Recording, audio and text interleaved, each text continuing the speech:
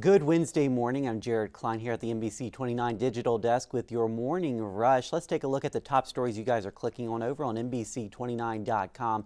Coming in at number 1, travelers can now fly nonstop to Orlando from Charlottesville Albemarle Airport.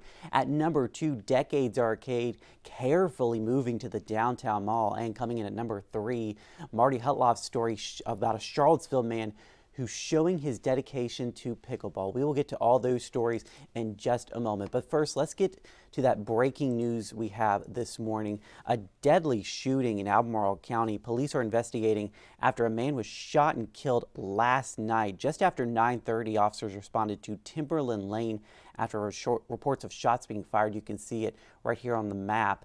Upon arriving on the scene, police found 34-year-old Joshua Lamont Jones of Charlottesville had been shot. Jones was taken to UVA Medical Center where he was pronounced dead. This is an active investigation. Anyone with information is asked to call Crime Stoppers. And of course, we will keep you updated on air and over on NBC29.com. All right, well, travelers looking to leave Charlottesville for warmer weather will have a new option coming soon this May. The Charlottesville Albemarle Airport is partnering with Avelo for a direct flight to and from Orlando. Round-trip flights will run Mondays and on Fridays.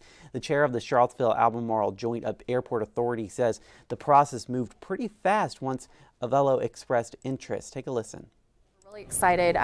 We've really been looking at this community for a long time and excited that, through our growing fleet, we were able to add Cho to our route map. And of course, that inaugural flight will be May 3rd, and you can start booking now. Well, Decades Arcade in Charlottesville is on the move. It is packing up its location on Carlton Road in Belmont and relocating to the downtown mall. It is hoping to see more people at that building. Now, as you can imagine, this is quite the process of moving all of this equipment to downtown. With more than 100 games, the move has turned into a real-life Tetris. Why we don't have an exact date is it's very unpredictable how games like these will move. So some of them are anywhere from 40 to 60 years old, and in the move there could be things that break. Now, being careful with that move has pushed their reopening back just a bit.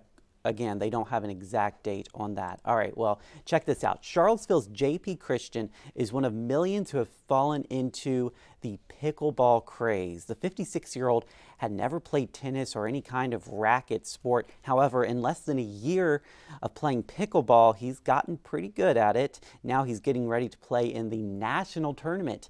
NBC29's Marty Hutloff has the story. It's a good competitive pickleball match going on at Farmington Country Club.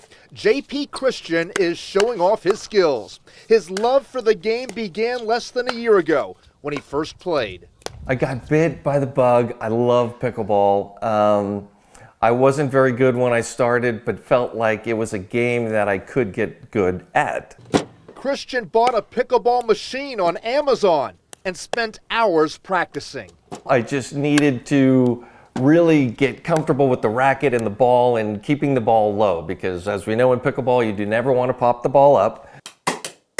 He even created a space in his basement where he dedicated himself to the sport. I practice hours a day on the wall. I mean, I will do it in the middle of the night, early in the morning. Whenever I get a break, I will be banging balls against the wall. JP says he plays games with his buddies as much as he can, usually 8 to 10 matches a week. His playing partners are amazed at his progress. It's the single most improvement I've seen in anybody in any sport. Squash, tennis, racquetball, golf, what have you. Christian is like millions of others who love the game for its social aspect, athletic workout, and competition. You can get into these very long points and it becomes a chess match and the ball gets sped up and it's hand-eye coordination, and when you win the point it can become very emotional. JP now plans on playing in amateur tournaments all over the country. And it's really a chance to play against other types of pickleball players to sort of see where I am versus everybody else. On the pickleball court, Marty Hutloff, NBC29 News. All right, thank you, Marty, for that report. Well, there is a new person on Charlottesville City Council. On Tuesday night, Council unanimously appointed Leah Puryear from a pool of 6 finalists. She replaces former Councilor Sina McGill and will serve from February 27th until the end of the year. Now, when asked if she will run for re-election this fall, she says she is focusing right now on this term. Well, we are off to a few showers this morning, a wet commute for drivers, as you can see in this traffic cam behind me. But these showers will not stick around all day. Let's check in with David to see his forecast for the rest of our Wednesday.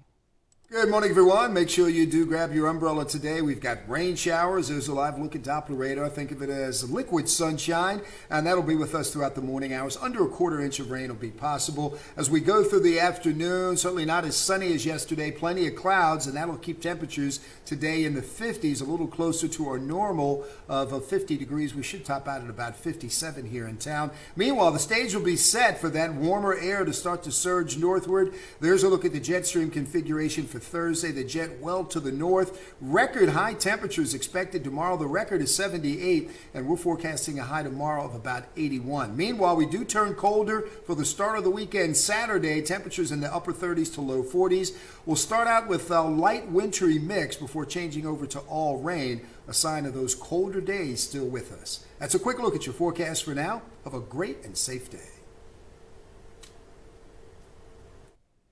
All right, here's a look at your Michael and Son 7-day forecast. Tomorrow is the warm one with a high of 81. Looks like we might break a record tomorrow for warmth.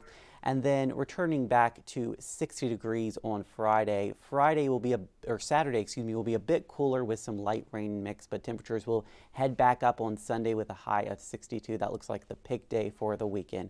Hey, I hope you guys have a great Wednesday. We'll see you again on NBC 29 News at noon, and we're always live on NBC29.com.